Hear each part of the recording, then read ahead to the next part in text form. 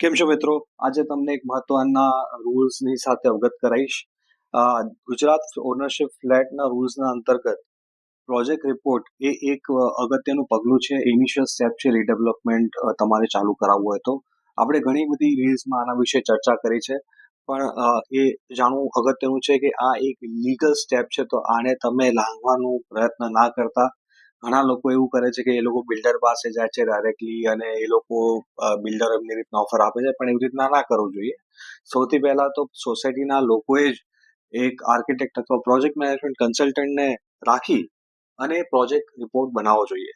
હવે જ્યારે આર્કિટેક્ટ અને પ્રોજેક્ટ મેનેજમેન્ટ કન્સલ્ટન્ટની વાત આવે છે, તો પ્રોજેક્ટ મેનેજમેન્ટ કન્સલ્ટન્ટની અંદર આર્કિટેક્ટ પણ આવે છે, સીએ પણ આવે છે અને લોયર્સ બી આવે છે.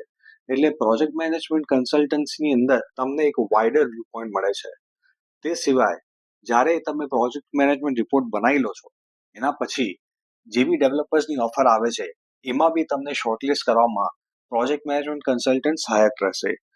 જો તમને કોઈ પણ તકેની જરૂરત છે રીડેવલપમેન્ટના અંગે, તો આજે જ અમને સંપર્ક કરો અને જાણો અમે તમને કેવી રીતના મદદ થઈ શકીએ છીએ.